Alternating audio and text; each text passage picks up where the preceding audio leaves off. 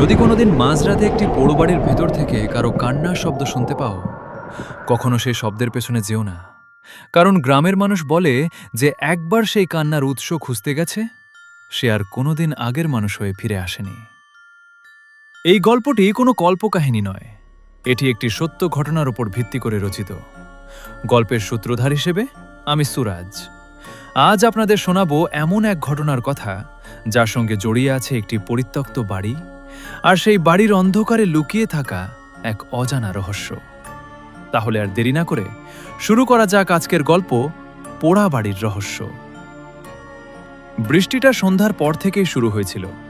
আকাশে বিদ্যুৎ চমকাচ্ছে, কিন্তু আশ্চর্যের বিষয়, বজ্রপাতের আলো যতবার মাটিতে পড়ছে ততবার গ্রামের একেবারে শেষ প্রান্তে দাঁড়িয়ে থাকা পোড়ো বাড়িটাই যেন স্পষ্ট হয়ে উঠছে। গ্রামের নাম রামনগর। চারদিকে সবুজ মাঠ, বাঁশঝাড় আর পুরনো কাঁচা রাস্তা। দিনের বেলায় জায়গাটা যতটা শান্ত, সূর্য ডোবার পর ততটাই ভয়ঙ্কর। এই গ্রামের মানুষ একটা নিয়ম মেনে চলে। সূর্য ডোবার পর কেউ পোড়ো বাড়ির রাস্তা ধরে হাঁটে না, কারণ তাদের বিশ্বাস বাড়িটা ফাঁকা নয়, সেখানে এখনো কেউ থাকে। মানুষ নয়, অন্য কিছু। এই কথাগুলোকে গ্রামের কুসংস্কার ভেবেই উড়িয়ে দিয়েছিল অরিন্দম। পেশায় সাংবাদিক, দেশের বিভিন্ন জায়গায় রহস্যময় ঘটনা নিয়ে প্রতিবেদন তৈরি করাই তার কাজ। যখন সে শুনল এই গ্রামের পোড়ো বাড়ির গল্প, তখনই ঠিক করল সত্যিটা সে বের করবেই। ক্যামেরা, টর্চ, ভয়েস রেকর্ডার আর একটি ডায়েরি নিয়ে সে রামনগরে পৌঁছল। বাসস্ট্যান্ডে নেমে সে বুঝল গ্রামের মানুষ বাইরের লোককে সহজে বিশ্বাস করে না।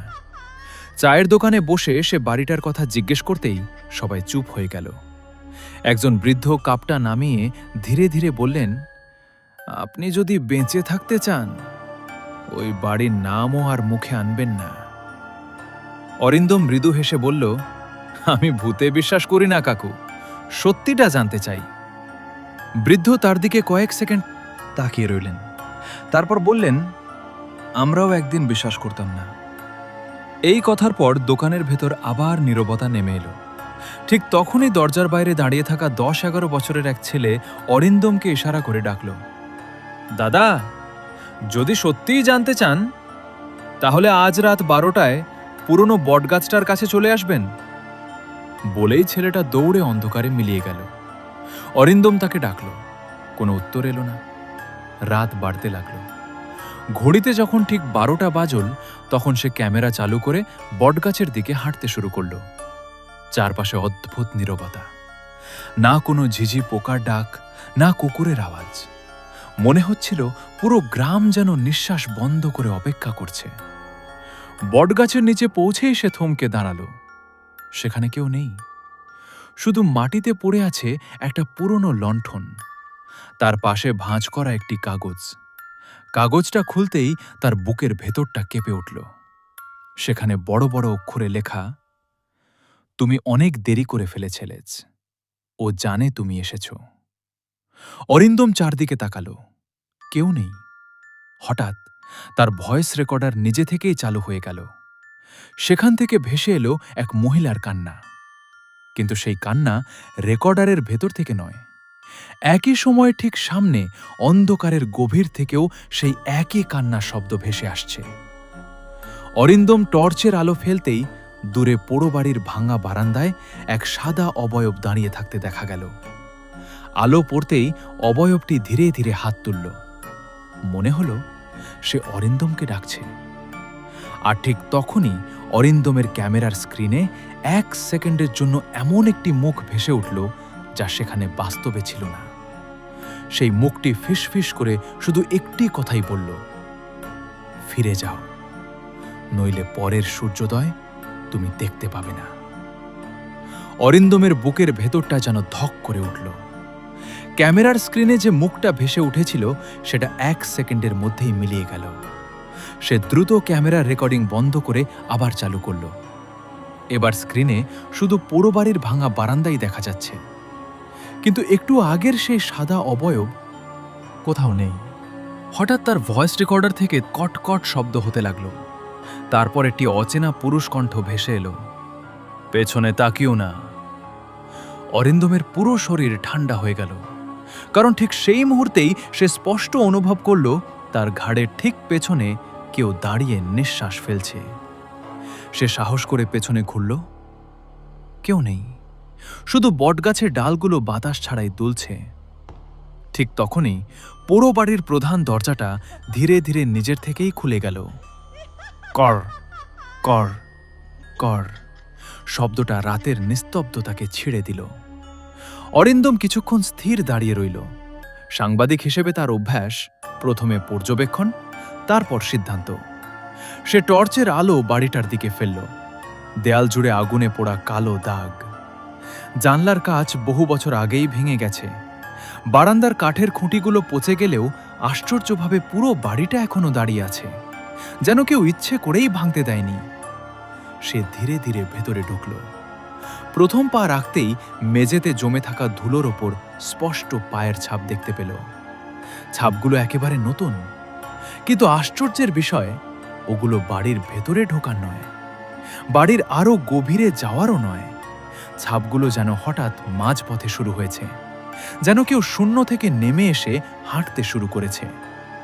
অরিন্দম ক্যামেরা নিচু করে সেই ছাপগুলোর ভিডিও করতে লাগল। এমন সময় তার চোখ পড়ল দেয়ালের ওপর। কালো কয়লার মতো কিছু দিয়ে লেখা, ওকে জাগিও না।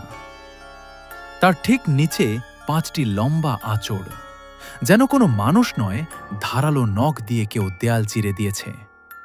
অরিন্দম ছবি তুলতে যাবে, ঠিক তখনই পুরো লেখাটা ধীরে ধীরে মিলিয়ে গেল। দেয়াল আবার একেবারে ফাঁকা। এটা কিভাবে সম্ভব? সে নিজের মনেই বলল।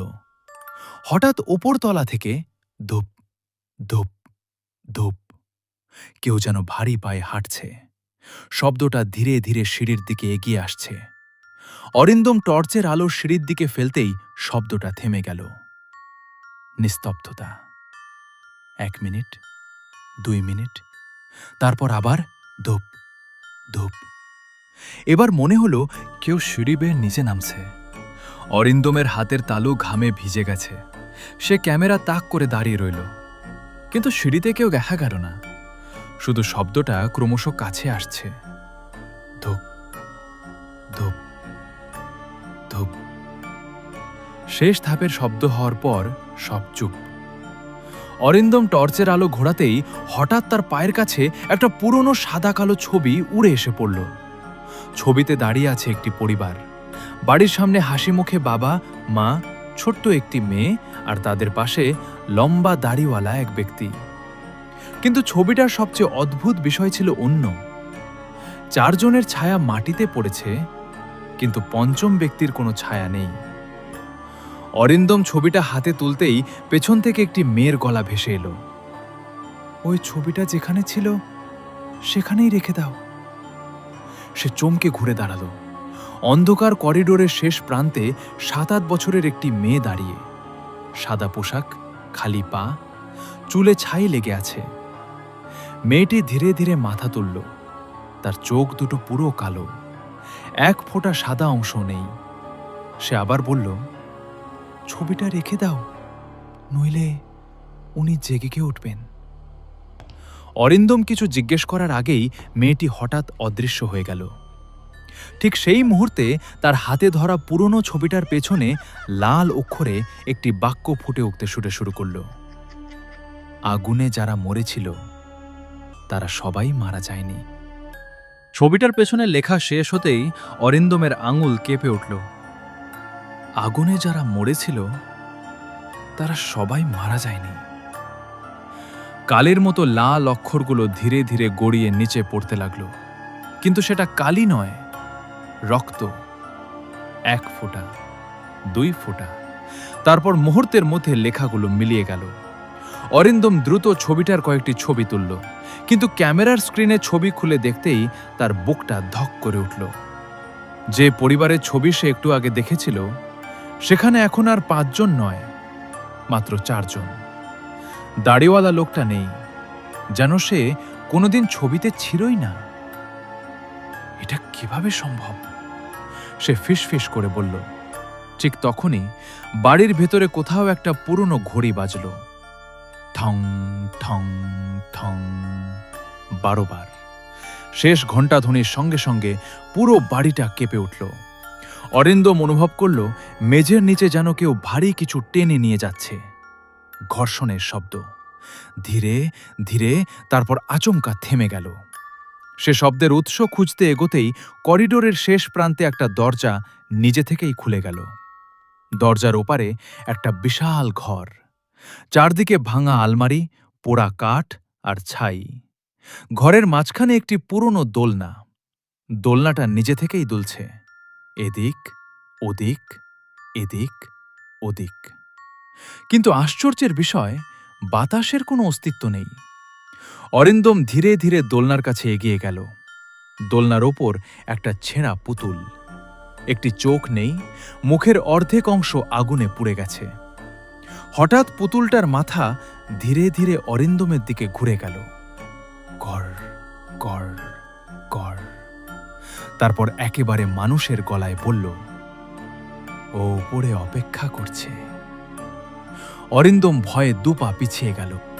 ঠিক তখনই ওপরতলা থেকে আবার সেই ভারী পায়ের শব্দ ভেসে এলো। ধূপ ধূপ ধূপ। এবার শব্দের সঙ্গে আরেকটা আওয়াজ মিশে আছে। কেউ যেন লাঠি ঠুকতে ঠুকতে হাঁটছে। ঠক ধূপ, ঠক ধূপ। অরিন্দম সাহস সঞ্চয় করে সিঁড়ির দিকে এগিয়ে গেল। প্রথম ধাপ, কাঠ কেঁপে উঠল। দ্বিতীয় ধাপ, চারপাশের বাতাস অস্বাভাবিক ঠান্ডা হয়ে গেল। তৃতীয় ধাপ, হঠাৎ তার টর্চ নিভে গেল। চারদিকে ঘন অন্ধকার, শুধু ক্যামেরার ছোট্ট স্ক্রিনে সামান্য আলো। সে ক্যামেরার আলোয় সামনে তাকাতেই দেখল সিঁড়ির এক্কেবারে ওপরে একজন বৃদ্ধ দাঁড়িয়ে আছে। কালো ধুতি, লম্বা সাদা দাড়ি, এক হাতে লাঠি, অন্য হাতে একটি পুরনো লণ্ঠন। কিন্তু লণ্ঠনে আগুন নেই, তবুও আলো জ্বলছে। বৃদ্ধ ধীরে ধীরে বললেন, অবশেষে তুমি এলে। অরিন্দম অবাক হয়ে জিজ্ঞেস করল, আপনি কে?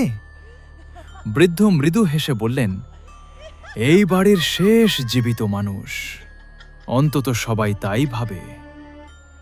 আপনি এখানে একা থাকেন? বৃদ্ধ উত্তর দিলেন না, বরং প্রশ্ন করলেন, গ্রামে ঢোকার সময় যে ছেলেটা তোমাকে এখানে আসতে বলেছিল, তাকে কি আবার দেখেছ? না। বৃদ্ধ দীর্ঘশ্বাস ফেললেন। দেখবে কি করে? ও তো ৩০ বছর আগে এই বাড়ির আগুনে মারা গেছে। কথাটা শুনে অরিন্দমের শরীরের সমস্ত রক্ত যেন জমে গেল।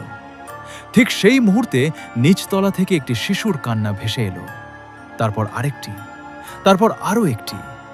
মনে হলো বাড়ির ভেতরে একসঙ্গে অনেক শিশু কাঁদছে। বৃদ্ধের মুখের হাসি মুহূর্তেই মিলিয়ে গেল। তিনি আতঙ্কিত চোখে সিঁড়ির নিচে তাকিয়ে ফিসফিস করে বললেন, না, আজ ওদের জাগার কথা নয়। অরিন্দম নিচে তাকাতেই দেখল, সবে যে করিডোর দিয়ে সে উঠে এসেছে, সেখানে এখন সারি বেঁধে দাঁড়িয়ে আছে কয়েকটি ছোট্ট শিশু। সবাই সাদা পোশাক পরে, সবার চোখ সম্পূর্ণ কালো, আর তারা একসঙ্গে ধীরে ধীরে মাথা তুলে অরিন্দমের দিকে তাকালো। ঠিক তখনই তাদের মাঝখান থেকে একটি কণ্ঠ ভেসে এলো, ওকে উপরে যেতে দিও না, কারণ ও সত্যিটা জেনে ফেললে এবার আর কেউ আমাদের থামাতে পারবে না। লোহার শিকলটা ধীরে ধীরে খুলতেই বৃদ্ধ আতঙ্কে চিৎকার করে উঠলেন, পিছিয়ে যাও এখনই! কিন্তু ততক্ষণে দেরি হয়ে গেছে। দরজাটা নিজের থেকেই কড়মড় শব্দে খুলে গেল। ভেতরে কোনো আসবাব নেই, শুধু বিশাল একটা ঘর, যার চারদিকে আগুনে পোড়া দেওয়াল। কিন্তু অদ্ভুত বিষয় হলো, এত বছর পরেও পোড়া কাঠের গন্ধ এখনও তাজা। মনে হচ্ছিল আগুনটা যেন কয়েক মিনিট আগেই নেভানো হয়েছে। ঘরের ঠিক মাঝখানে মাটির ওপর আঁকা একটি বিশাল বৃত্ত।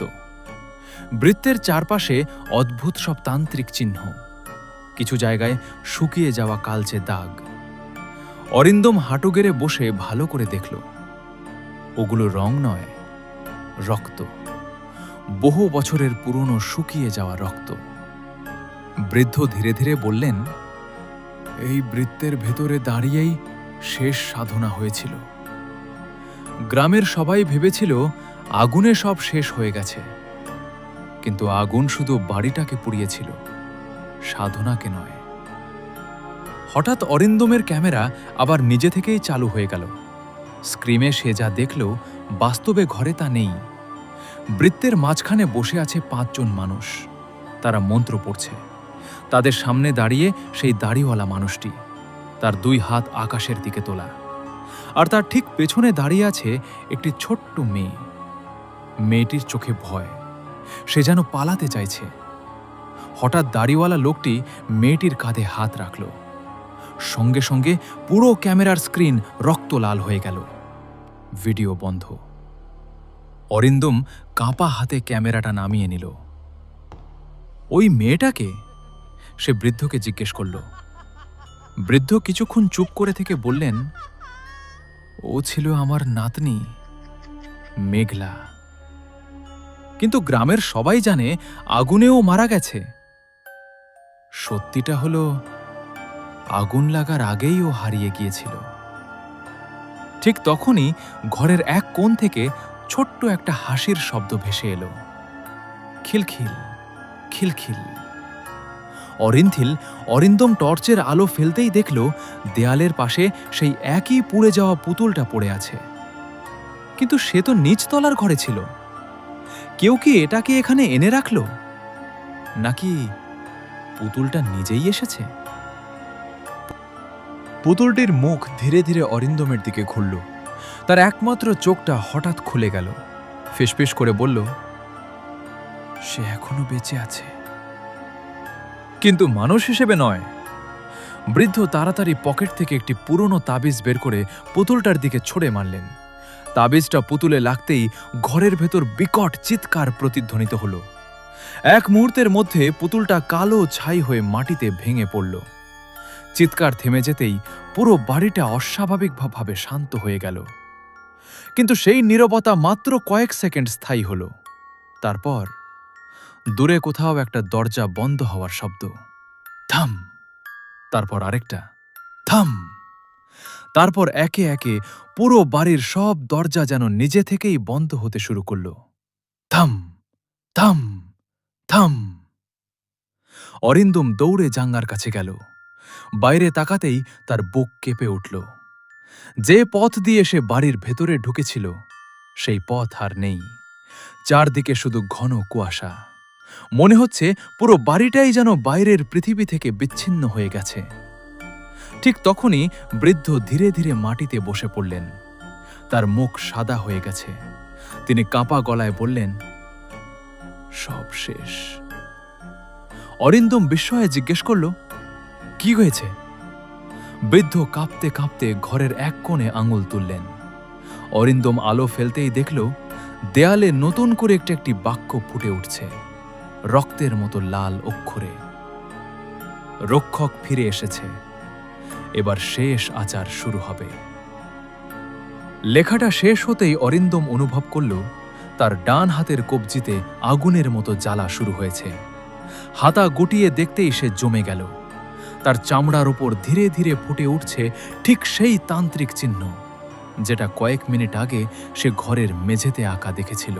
অরিন্দম আতঙ্কে নিজের কবজির দিকে তাকিয়ে রইল। চিহ্নটা যেন জীবন্ত। কালো দাগগুলো ধীরে ধীরে নড়ছে, যেন ত্বকের নিচে কিছু একটা হামাগুড়ি দিচ্ছে। এটা এটা কি? কাঁপা গলায় জিজ্ঞেস করল সে। বৃদ্ধ তার হাতটা ধরে কয়েক মুহূর্ত স্থির হয়ে রইলেন।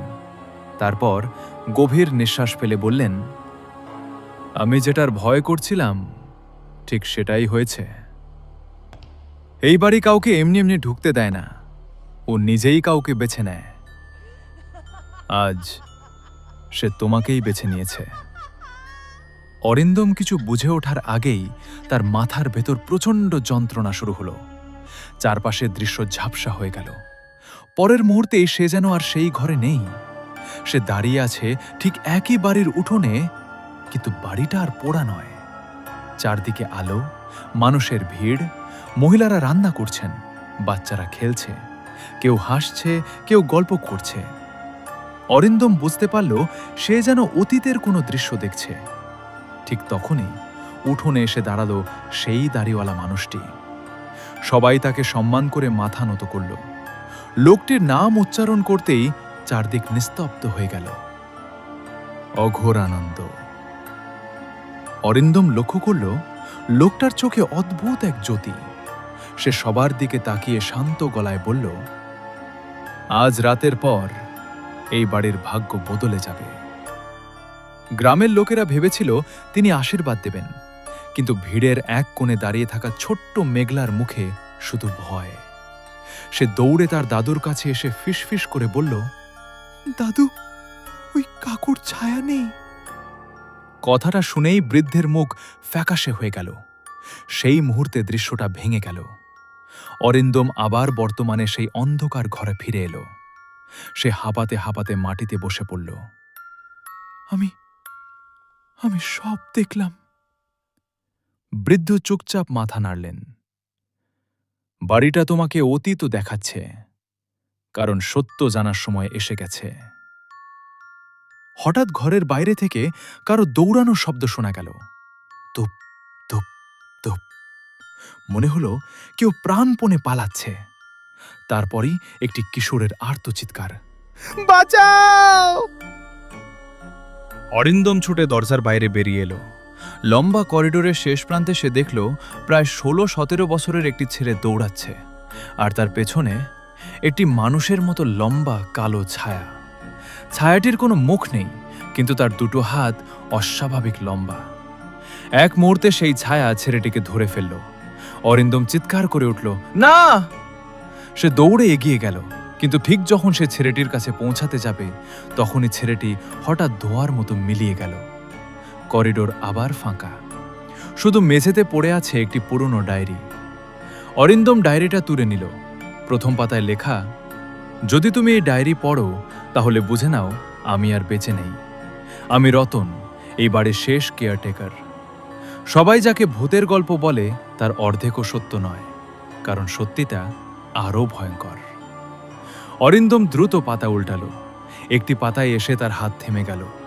সেখানে বাড়ির একটি হাতে আঁকা মানচিত্র। মানচিত্রে লাল কালি দিয়ে চিহ্নিত করা একটি জায়গা, লেখা পাতাল ঘর। তার নিচে আরেকটি সতর্কবার্তা, অভিশাপের উৎস ওপরে নয়, নিচে। ঠিক তখনই পুরো মেঝে প্রচণ্ড শব্দে কেঁপে উঠল। ঘরের মাঝখানের তান্ত্রিক বৃত্তটি ফেটে যেতে শুরু করল। ফাটলের ভেতর থেকে ধীরে ধীরে বেরিয়ে আসতে লাগলো বরফ শীতল কালো ধোঁয়া। আর সেই ধোঁয়ার গভীর থেকে ভেসে এলো এক গম্ভীর অমানসিক কণ্ঠ, অবশেষে রক্ষক এসে গেছে। কালো ধোঁয়াটা ধীরে ধীরে ঘর জুড়ে ছড়িয়ে পড়ল। এক মুহূর্তের মধ্যে অরিন্দম আর বৃদ্ধ দুজনেই একে অপরকে দেখতে পাচ্ছিল না। চারদিকে শুধু ঘন অন্ধকার।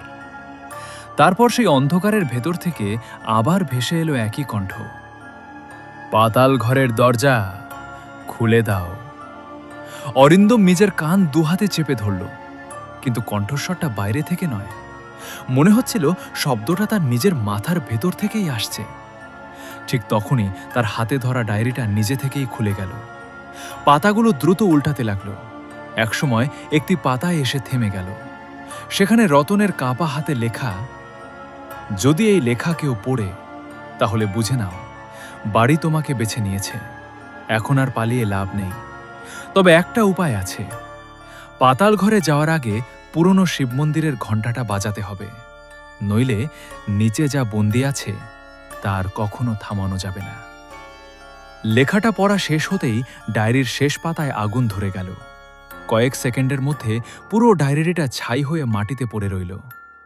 বৃদ্ধ ধীরে ধীরে বললেন, আমাদের আর সময় নেই। পাতাল ঘর খুলে গেলে শুধু এই বাড়ি নয়, পুরো গ্রাম বিপদে পড়বে। অরিন্দম জিজ্ঞেস করল, পাতাল ঘর কোথায়? বৃদ্ধ কোনো উত্তর দিলেন না, বরং মেঝের তান্ত্রিক বৃত্তের মাঝখানে হাঁটু গেড়ে বসলেন। তিনি মাটির উপর হাত রাখতেই পুরো বৃত্তটা নীল আলোয় জ্বলে উঠল। তারপর বিকট শব্দ করে মেঝেটা দুভাগ হয়ে যেতে লাগল। নিচে দেখা গেল সরু পাথরের সিঁড়ি।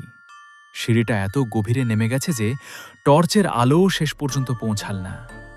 সেই গভীর অন্ধকার থেকে ঠান্ডা বাতাস উঠে আসছে, সঙ্গে ভেসে আসছে ধূপের গন্ধ। আর খুব নিচু স্বরে কেউ যেন মন্ত্র পড়ছে।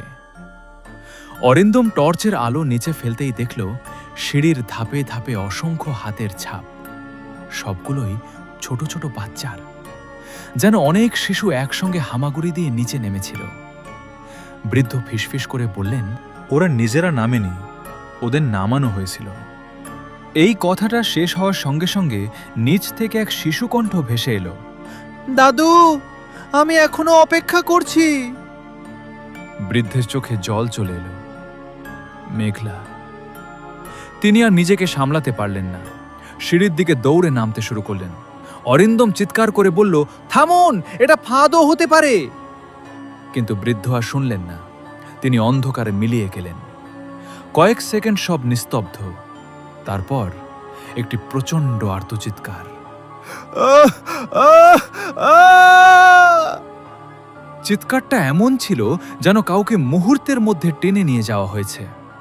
অরিন্দম দৌড়ে সিঁড়ির মুখে পৌঁছালে টর্চের আলো নিচে ফেলতেই তার বুক কেঁপে উঠল।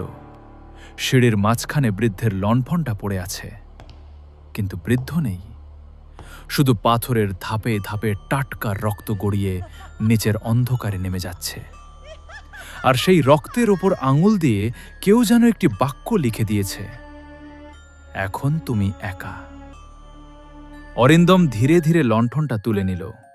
ঠিক তখনই লণ্ঠনের কাছে নিজের মুখের বদলে সে অন্য একজনকে দেখতে পেল। সেই দাড়িওয়ালা মানুষ, অঘোরানন্দ। সে মৃদু হেসে বলল, এত দূর এসেছ, এবার আর ফিরে যাওয়ার পথ নেই। কথাটা শেষ হতেই পাতাল ঘরের গভীর অন্ধকার থেকে বিশাল কিছু একটা নড়ে উঠল, আর পুরো সিঁড়ি কেঁপে উঠতে শুরু করল। সিঁড়িগুলো কাঁপতে কাঁপতে যেন ভেঙে পড়বে এমন অবস্থা। অরিন্দম এক হাত দিয়ে দেয়াল আঁকড়ে ধরে দাঁড়িয়ে রইল। পাতাল ঘরের গভীর অন্ধকার থেকে যে শব্দ আসছে সেটা কোনো মানুষের হতে পারে না। গর্জনের মতো তো, আবার কান্নার মতো, আবার মনে হচ্ছে শত শত মানুষের ফিসফিসানি একসঙ্গে মিশে গেছে। লণ্ঠনের আলো ধীরে ধীরে নিচের দিকে ফেলতেই অরিন্দম দেখল সিঁড়ির শেষ প্রান্তে একটি বিশাল পাথরের দরজা। দরজার ওপর খোদাই করা আছে সেই একই তান্ত্রিক চিহ্ন যেটা তার কবজিতে ফুটে উঠেছে। আর দরজার মাঝখানে একটি খালি জায়গা, যেন কোনো বিশেষ চিহ্ন বা বস্তু সেখানে বসানোর জন্য তৈরি। অরিন্দম বুঝতে পারল না এই দরজাটা এত বছর ধরে কিভাবে লুকিয়েছিল। হঠাৎ তার কবজির চিহ্নটা জ্বলতে শুরু করল। ব্যথায় সে চিৎকার করে উঠল। তারপর আশ্চর্যজনকভাবে পাথরের দরজাটা তার দিকে সাড়া দিল। ধীরে ধীরে ধীরে ধীরে দরজার ওপরের চিহ্নগুলো জ্বলে উঠতে লাগল। অরিন্দম ভয়ে পিছিয়ে গেল। না, এটা আমি খুলছি না। কিন্তু তখনই তার পিছন থেকে বৃদ্ধের কণ্ঠ ভেসে এলো, খুলে ফেলো। অরিন্দম চমকে ঘুরে দাঁড়াল। আপনি? বৃদ্ধ অন্ধকারের মধ্যে দাঁড়িয়ে আছেন, কিন্তু তার চেহারায় আগের মতো ভয় নেই, বরং এক অদ্ভুত শান্তি। অরিন্দম অবাক হয়ে বলল, আপনাকে তো আমি।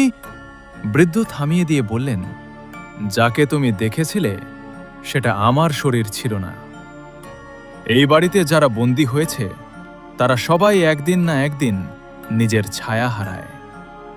অরিন্দম স্তব্ধ হয়ে গেল। তাহলে আপনি কে? বৃদ্ধ কিছুক্ষণ চুপ করে থেকে বললেন, আমি সেই মানুষ যে ৩০ বছর ধরে এই দরজাটা পাহারা দিচ্ছি। আর আজ প্রথমবার আমার জায়গায় অন্য কাউকে বেছে নেওয়া হয়েছে। অরিন্দমের চোখ বড় হয়ে গেল। মানে আমাকে? বৃদ্ধ সুধা নাড়লেন। ঠিক তখনই পাথরের দরজার ওপাশ থেকে মেয়ের কান্নার শব্দ এলো। দাদু, আমাকে বাঁচাও। বৃদ্ধের চোখ ভিজে উঠল। মেঘলা এখনো ওর ভেতরে আটকে আছে। অরিন্দম ধীরে ধীরে দরজার কাছে এগিয়ে গেল।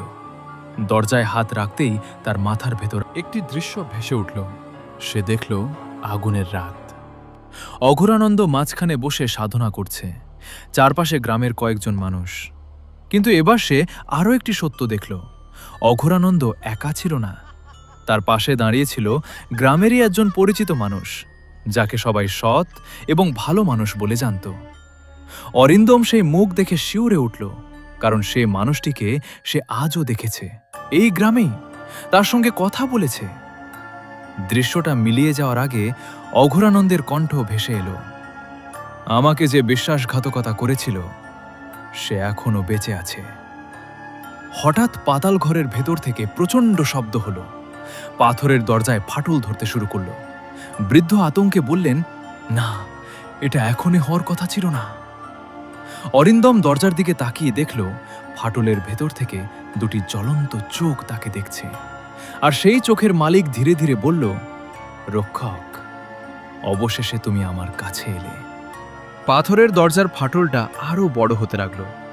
ভেতর থেকে আসা সেই জ্বলন্ত চোখ দুটো ধীরে ধীরে কাছে এগিয়ে আসছে। অরিন্দম বুঝতে পারছিল এতক্ষণ যে রহস্যের পেছনে ছুটছিল তার আসল উত্তর এই দরজার ওপারেই লুকিয়ে আছে। বৃদ্ধ কাঁপা গলায় বললেন, তুমি যা দেখবে তারপর হয়তো আর আগের মতো থাকতে পারবে না। অরিন্দম শান্ত গলায় বলল, আমি সত্য জানার জন্যই এখানে এসেছি, এখন আর পিছিয়ে যাব না।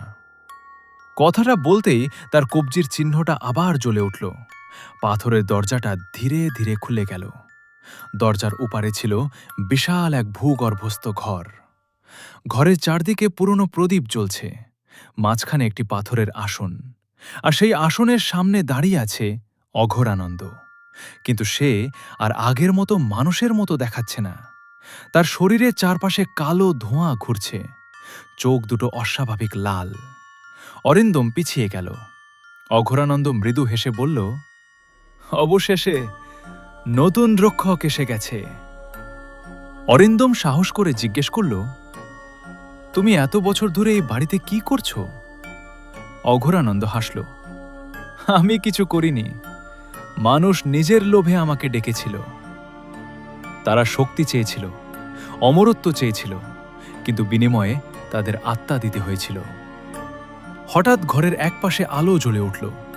অরিন্দম দেখল সেখানে ছোট্ট মেঘলা দাঁড়িয়ে আছে, কিন্তু এবার তার চোখে আর ভয় নেই। সে কাঁদতে কাঁদতে বলল, দাদা, আমাকে এখান থেকে নিয়ে যাও। অঘোরানন্দ রেগে চিৎকার করে উঠল, চুপ! মুহূর্তের মধ্যে পুরো ঘর কেঁপে উঠল। বৃদ্ধ সামনে এগিয়ে এসে মন্ত্র পড়তে শুরু করলেন। অঘোরানন্দের শক্তি কিছুটা কমে গেল। অরিন্দম তখন লক্ষ্য করল পাথরের আসনের নিচে একটি পুরনো তামার বাক্স রাখা। বাক্সের ওপর লেখা, যে সত্য প্রকাশ করবে সেই মুক্তি দেবে। সে বাক্সটা খুলতেই ভেতর থেকে বেরিয়ে এলো একটি পুরনো পুঁথি। পুঁথির প্রথম পাতায় লেখা ছিল, অঘোরানন্দকে থামানোর একমাত্র উপায় হল তার নিজের বিশ্বাসঘাতকের নাম প্রকাশ করা। অরিন্দম দ্রুত পাতা উল্টাতে লাগল। শেষ পাতায় একটি নাম লেখা।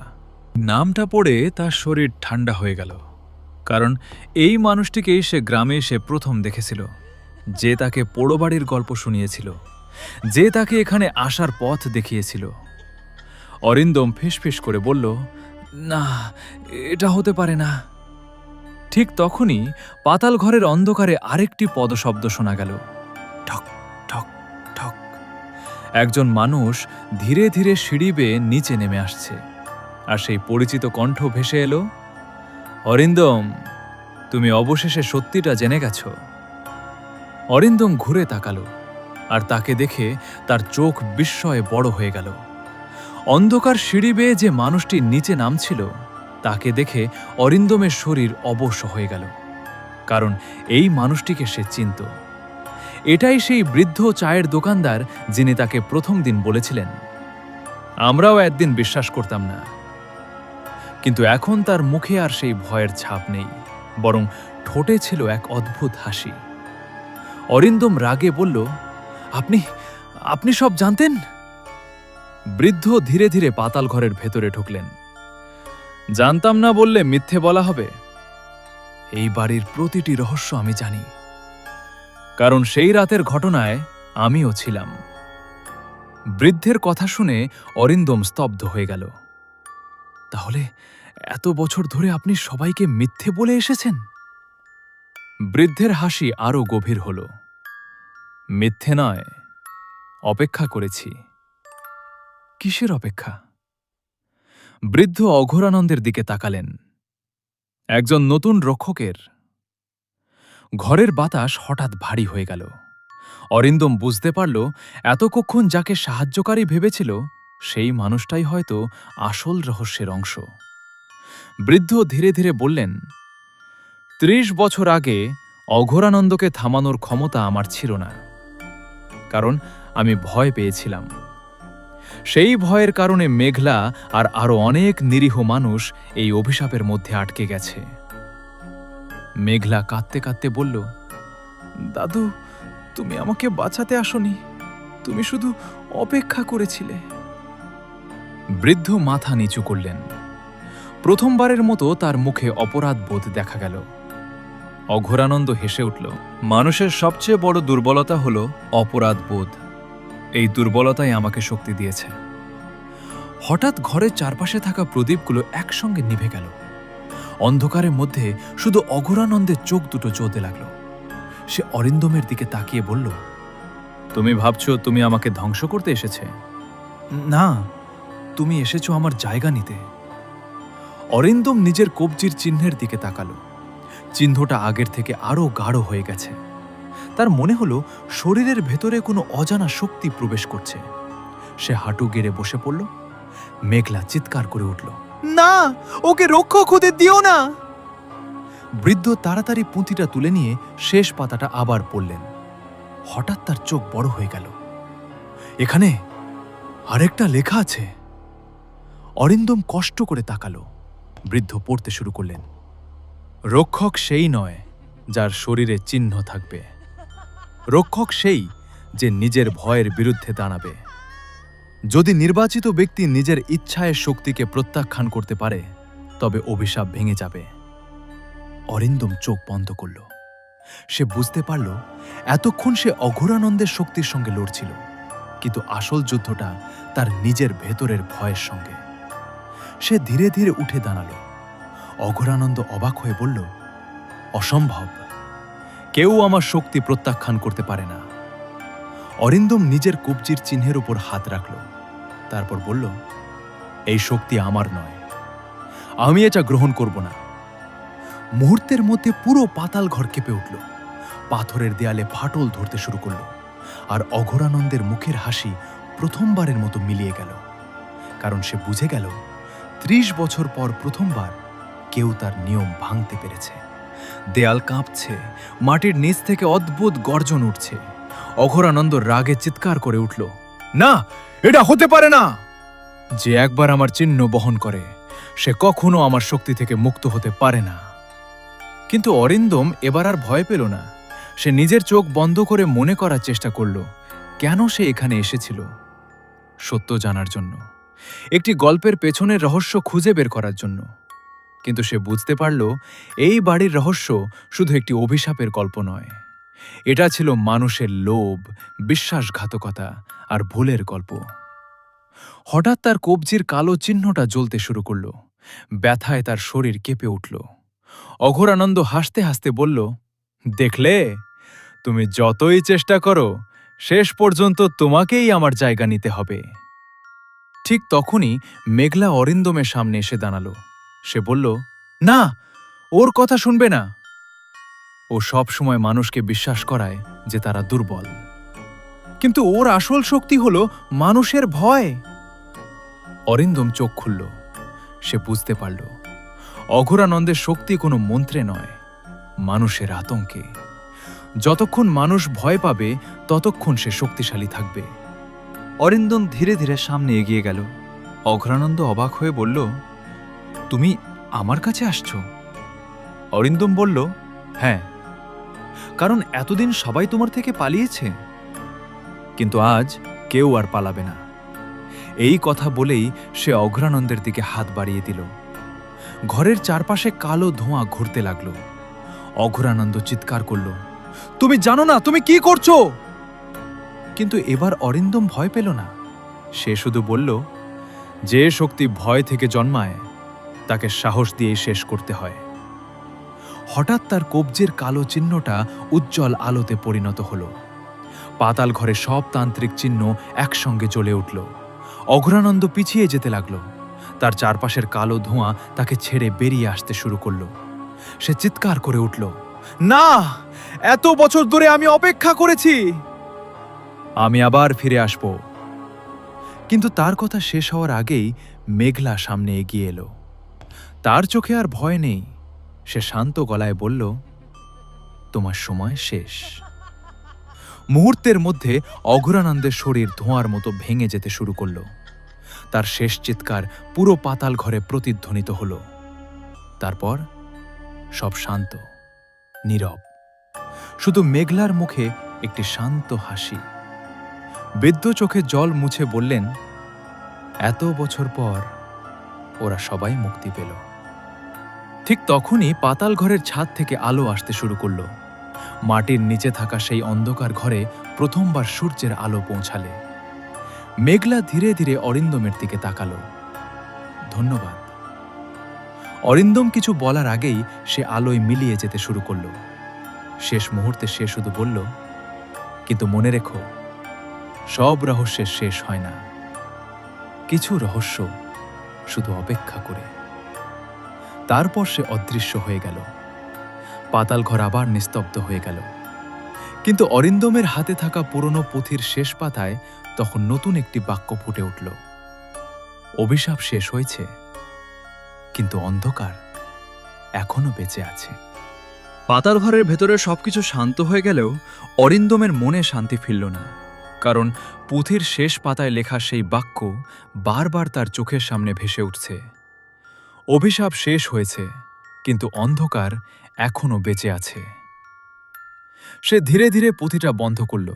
বৃদ্ধ তার দিকে তাকিয়ে বললেন, আমাদের মনে হয়েছিল অঘোরানন্দই সবকিছুর মূল, কিন্তু হয়তো সেও কোনো বড় শক্তির হাতিয়ার ছিল। অরিন্দম অবাক হয়ে জিজ্ঞেস করল, মানে এর থেকেও বড় কিছু আছে? বৃদ্ধ কোনো উত্তর দিলেন না, শুধু পাতাল ঘরের এক অন্ধকার কোণের দিকে তাকিয়ে রইলেন। অরিন্দম টর্চের আলো সেই দিকে ফেলতেই দেখল দেয়ালের ওপর একটি পুরনো দরজা, যেটা এতক্ষণ কারো চোখেই পড়েনি।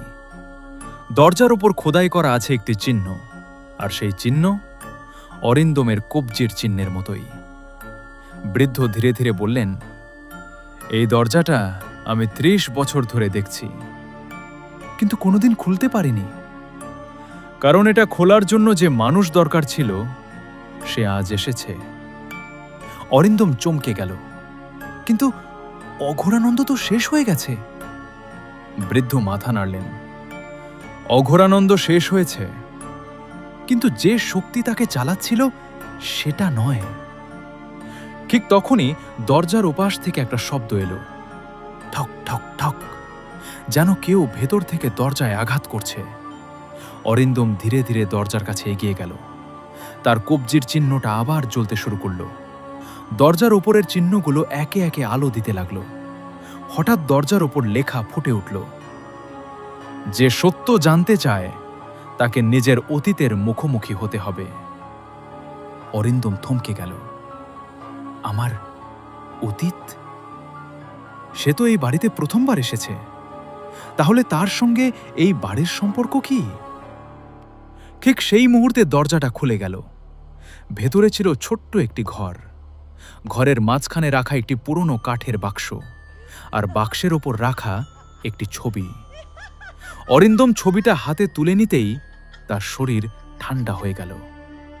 ছবিতে দেখা যাচ্ছে একটি ছোট ছেলে দাঁড়িয়ে আছে পোড়ো বাড়ির সামনে। ছেলেটির পাশে দাঁড়িয়ে আছে অঘোরানন্দ, আর ছবির পেছনে লেখা, যেদিন এই শিশুটি ফিরে আসবে সেদিন অভিশাপের শেষ অধ্যায় শুরু হবে। অরিন্দমের হাত কাঁপতে লাগলো, কারণ ছবির ছোট ছেলেটির মুখ তার নিজের ছোটবেলার মুখের মতো।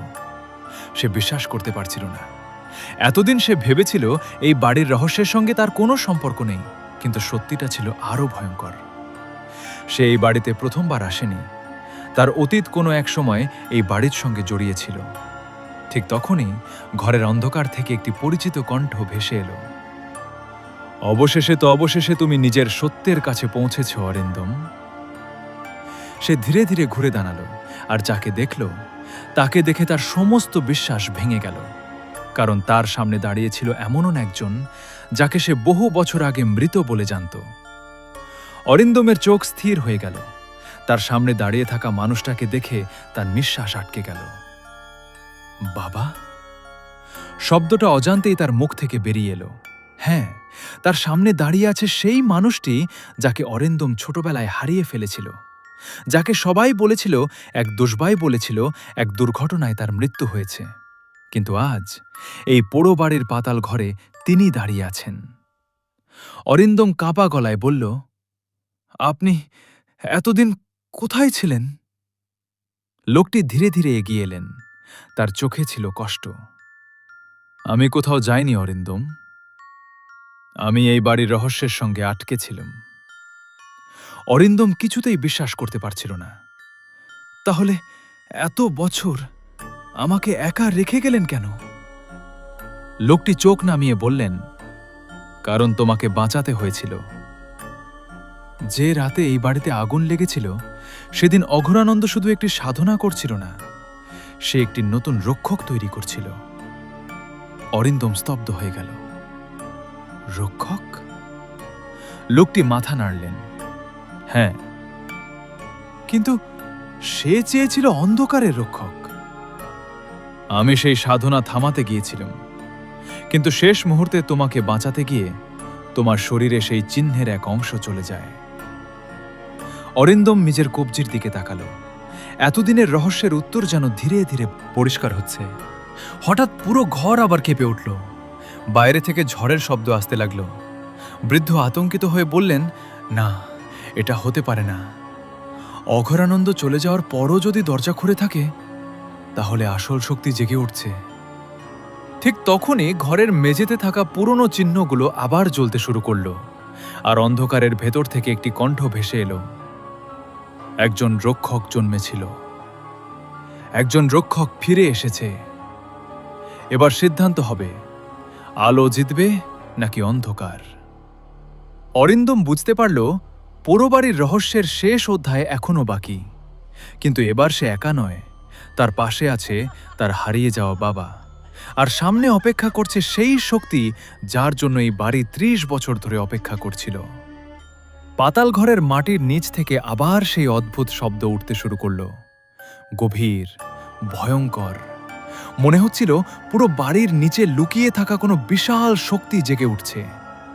অরিন্দম তার বাবার দিকে তাকিয়ে বলল, এবার সত্যিটা আমাকে জানতে হবে। আর কোনো কিছু লুকাবেন না। তার বাবা কিছুক্ষণ চুপ করে রইলেন।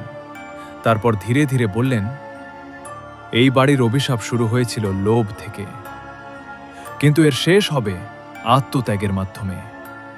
তিনি পুরনো কাঠের বাক্সটা খুললেন। ভেতরে ছিল একটি ছোট্ট লোহার পাত্র। পাত্রের ভেতরে রাখা ছিল কালো রঙের একটি পাথর। পাথরটা দেখেই অরিন্দমের কবজির চিহ্ন জ্বলতে শুরু করল। তার বাবা বললেন, এটাই সেই শক্তির উৎস। অঘোরানন্দ এই পাথরের শক্তি ব্যবহার করে মানুষকে নিয়ন্ত্রণ করত, কিন্তু সে জানত না এই শক্তিকে ধ্বংস করা যায় না, শুধু মুক্ত করা যায়। অরিন্দম অবাক হয়ে বলল, মুক্ত করা? তার বাবা মাথা নাড়লেন। হ্যাঁ, যে মানুষ নিজের ভয়, নিজের রাগ আর নিজের প্রতিশোধের ইচ্ছাকে ছেড়ে দিতে পারবে, সেই এই শক্তিকে মুক্ত করতে পারবে। হঠাৎ ঘরের চারপাশে কালো ধোঁয়া জমতে শুরু করল। ধোঁয়ার ভেতর থেকে ধীরে ধীরে একটি অবয়ব তৈরি হল, অঘোরানন্দ। কিন্তু এবার সে আগের থেকেও ভয়ঙ্কর। তার শরীর যেন ছায়া দিয়ে তৈরি। সে গর্জে উঠল, তোমরা ভেবেছিলে আমাকে শেষ করতে পেরেছে? আমি মানুষের অন্ধকার। যতদিন মানুষের মনে ভয় থাকবে, আমি থাকব। অরিন্দম তার দিকে তাকিয়ে শান্ত গলায় বলল, তুমি ঠিক বলেছ, মানুষের মনে ভয় থাকবে, কিন্তু সেই ভয়ের ওপর জয় পাওয়ার সাহসও থাকবে। অঘোরানন্দ রেগে গিয়ে তার দিকে কালো শক্তি ছুড়ে দিল, কিন্তু অরিন্দম এবার নড়ল না। সে চোখ বন্ধ করল। তার মনে পড়ল মেঘলার কথা, বৃদ্ধের অপরাধ বোধ, তার বাবার ত্যাগ, আর সেই সব মানুষের কথা যারা এই বাড়ির কারণে কষ্ট পেয়েছে। সে নিজের ভেতরে সব রাগ ছেড়ে দিল। মুহূর্তের মধ্যে তার কবজির চিহ্ন আলো হয়ে উঠল। কালো পাথরটা ফেটে যেতে শুরু করল। অঘোরানন্দ চিৎকার করে উঠল, না, এ তো অসম্ভব! পাথরটা ভেঙে যাওয়ার সঙ্গে সঙ্গে পুরো পাতাল ঘর আলোয় ভরে গেল। দেয়ালে আটকে থাকা অসংখ্য ছায়া মুক্ত হয়ে আকাশের দিকে উঠতে লাগল। মেঘলাও আবার একবার দেখা দিল। সে হাসি মুখে বলল, এবার আমরা সবাই মুক্ত। অরিন্দমের বাবা চোখে জল মুছে বললেন, আমার কাজ শেষ। অরিন্দম কিছু বলার আগেই তার বাবা ধীরে ধীরে আলোর মধ্যে মিলিয়ে যেতে লাগলেন। না বাবা! অরিন্দম হাত বাড়িয়ে দিল, কিন্তু এবার তিনি শুধু হেসে বললেন, সত্যের পথ কখনো সহজ নয়, কিন্তু তুমি সেই পথ বেছে নিয়েছ। তারপর তিনি আলোয় মিলিয়ে গেলেন। অঘোরানন্দের শেষ চিৎকারের সঙ্গে সঙ্গে পুরো বাড়ি কেঁপে উঠল। উপরের তলায় আগুন নয়, বরং সাদা আলো ছড়িয়ে পড়তে লাগল। বহু বছর ধরে যে বাড়ি অন্ধকারে ডুবেছিল, প্রথমবার সেখানে ভোরের আলো ঢুকল। অরিন্দম ধীরে ধীরে বাইরে বেরিয়ে এলো। পেছনে তাকিয়ে দেখল পোড়ো বাড়িটা আর আগের মতো নেই। দেয়ালের কালো দাগ মুছে গেছে, ভাঙা জানলার ফাঁক দিয়ে বাতাস ঢুকছে, যেন বাড়িটাও দীর্ঘ অভিশাপের পর অবশেষে শান্তি পেয়েছে। কিন্তু যাওয়ার আগে অরিন্দম মাটির ওপর একটি জিনিস দেখতে পেল, এটি পুরনো ডায়েরি। সে খুলে শেষ পাতায় দেখল নতুন করে একটি লাইন লেখা, একটি রহস্যের সমাপ্তি হয়েছে, কিন্তু অন্ধকারের গল্প কখনো শেষ হয় না। গল্পটি যদি আপনাদের ভালো লেগে থাকে তাহলে অবশ্যই আমাদের চ্যানেলটি সাবস্ক্রাইব করে বেল নোটিফিকেশন অন করে রাখবেন, যাতে আগামী দিনের নতুন নতুন ভৌতিক গল্প সবার আগে দেখতে পান। ভিডিওটি ভালো লাগলে একটি লাইক দিন এবং কমেন্ট করে অবশ্যই জানাবেন গল্পটি আপনাদের কাছে কেমন লেগেছে। যদি এই গল্পের পরবর্তী অধ্যায় বা দ্বিতীয় সিজন দেখতে চান, সেটিও কমেন্টে লিখে জানান। আর ভিডিওটি আপনার বন্ধুদের সঙ্গে শেয়ার করে তাঁদেরও এই রোমাঞ্চকর গল্পটি শোনার সুযোগ করে দিন। খুব শীঘ্রই আবার নতুন এক ভয়ঙ্কর রহস্য নিয়ে ফিরে আসব। ততক্ষণ পর্যন্ত ভালো থাকুন, সুস্থ থাকুন। নমস্কার।